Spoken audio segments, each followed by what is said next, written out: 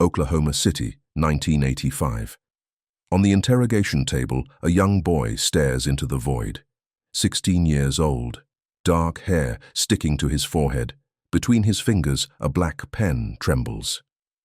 Next to the interview notebook lies a symbol drawn dozens of times, a circle, an inverted star, and in the center, a name he always writes with a capital letter.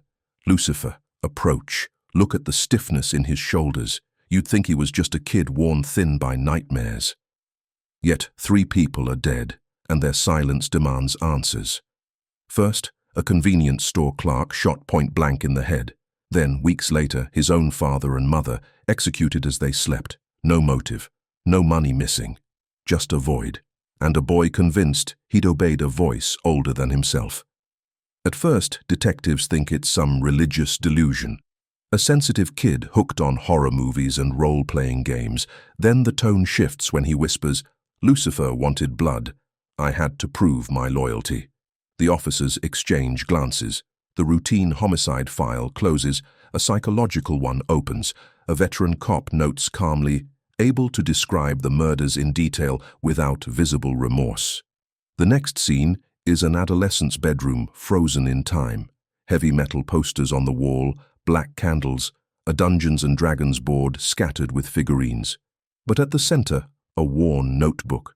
Some pages describe simplified rituals copied from popular grimoires.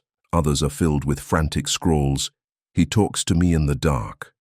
The chill means he's listening. The police report also mentions a photo. Sean, kneeling, vacant-eyed, facing a mirror smeared with red lipstick symbols. On the glass, 3 letters, LVX, light, in occult language. Why would a kid start talking to the devil? Neighbors describe a quiet, intelligent, almost shy boy. But in school, he filled the margins of his notebooks with inverted crosses and twisted verses. When classmates asked why, he'd say, "It's a code, so he can understand me." Who he was, nobody cared to ask. The first weeks of the investigation drown the city in rumor. Local papers shout, "Satanic killer" and "teen possessed by evil." On talk shows, preachers condemn rock music and role-playing games. None of them ever met Sean face to face. Investigators see something else. A calm teenager, disturbingly self-aware. When asked about his parents, he barely shrugs.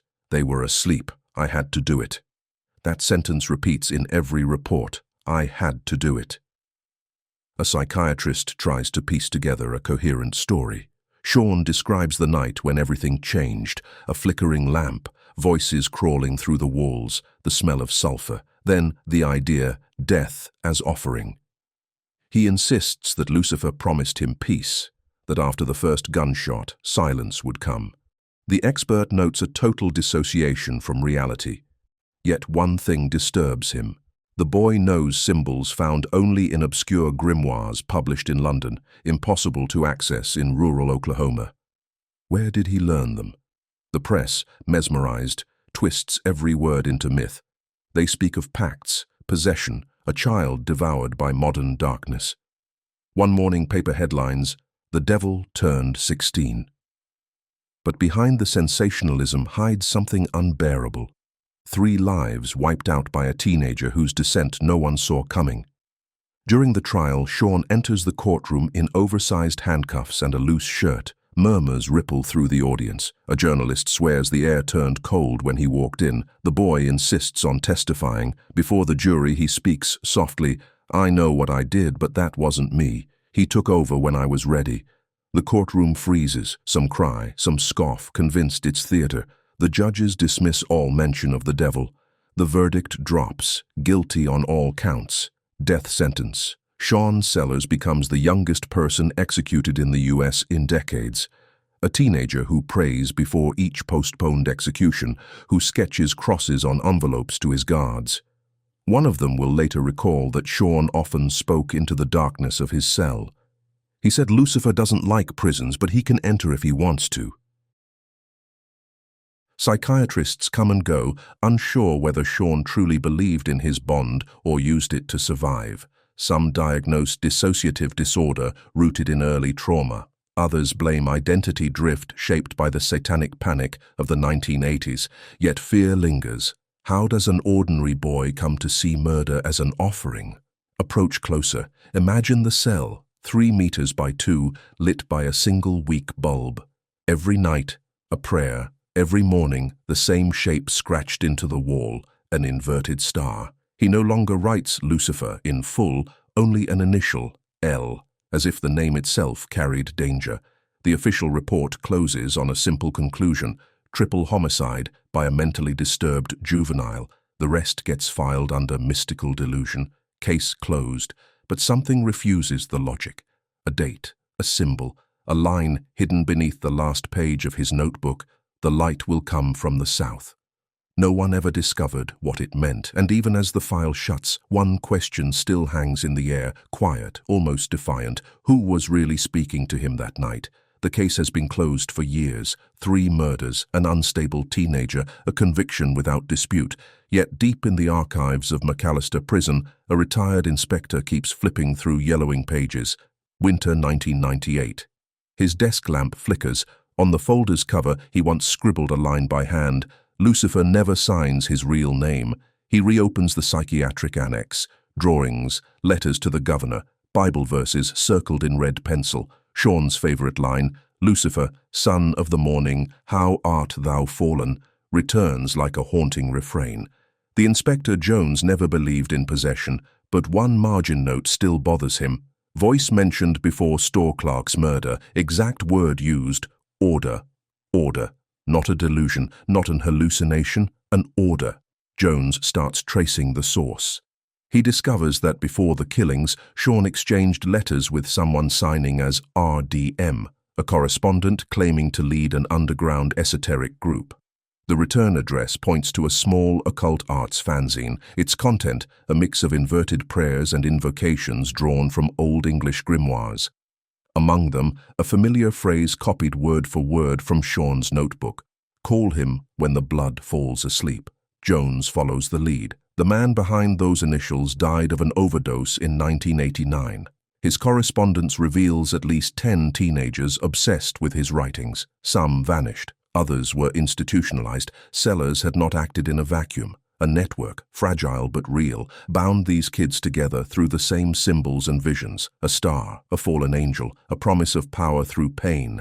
And then there's that word: symbiosis. On an old interrogation tape, Sean tells his psychiatrist, when he enters, we share the same skin. I don't sleep. He looks through me. Not possession, an agreement, a cohabitation. He describes Lucifer as a silent mentor, a presence that doesn't scream but whispers, imposing a form of order through obedience. Back then, criminal psychologists had just begun exploring how belief, guilt, and mental fragmentation intertwine. One of them, Dr. Hendricks, reopened the file in 1995. He noted a recurring pattern: dissociative episodes triggered by distinct visual motifs: circles, inverted light, midnight prayer. Each recurrence of that pattern coincided with a homicidal impulse. Hendricks refused to blame everything on Lucifer. He called it a mythic construction designed to justify ultimate transgression. That phrase would later appear in textbooks, but others followed quieter paths. Christian theologians noticed Sean's repeated reference to the morning light. Within traditional demonology, Lucifer, the bringer of light, is never invoked in isolation. He mirrors the impossible ideal of purity. Sean, they believe, sought purification through blood, an inverted communion with what he saw as the opposite of the sacred. A nun from Tulsa, Sister Mary Judith, wrote in her journal, "This child did not glorify darkness. He searched for light inside the thickest night." In prison, Sean began to change. He abandoned his symbols and turned to the Bible, writing letters to religious groups about redemption and forgiveness. Some saw sincerity, others saw survival instinct. Still, the nights never quieted. Cellmates said he'd suddenly sit upright around 2 or 3 a.m., eyes open, murmuring softly, "The spirit from the south is coming." No one ever discovered what that phrase meant. Then came the eve of his execution. On the wall of his cell, scrawled in pencil, they found one final message. I believed in him to find peace, but he only wanted to share the silence. A guard later swore he smelled something sharp, metallic, just as Sean was being led to the chamber. No one else noticed. The procedure went smoothly. Sean Sellers died at 29, certain the bond had been broken, but one omission slipped through the press release, a carving left on the cell floor. The maintenance team documented it briefly before covering it with concrete, a circle, open toward the south, crossed by a single line of light. Jones, long retired, keeps a photocopy. Sometimes during his criminology lectures, he shows it to students. Look closely. Every killer leaves something behind, a signature, a phrase. He left a direction. The old policeman still has sleepless nights. He admits that since reopening the file, he often dreams of a teenage silhouette standing in the corner of his room. No threat, just watching. When reporters interview him about the Sellers case, he avoids any mention of demons. To him, that boy embodied the collision of two realities, a fractured mind and a contagious religious imagination. Evil, in his words, was not supernatural. It was viral, spreading through language, symbols, and forbidden desire. And yet, certain nights, he still rereads the condemned man's last letter to God.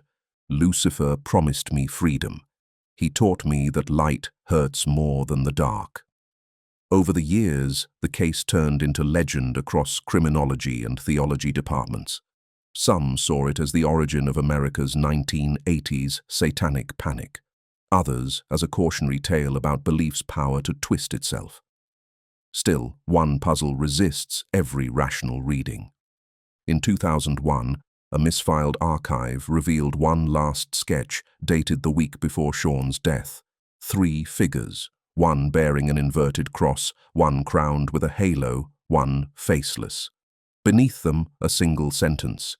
He told me another will come, exorcised but not delivered. That line will ignite the next case. Because 30 years later, across the Atlantic, another man would claim to have been purified of his demon, right before slaughtering his family. The story would repeat. The shadow would simply change its name.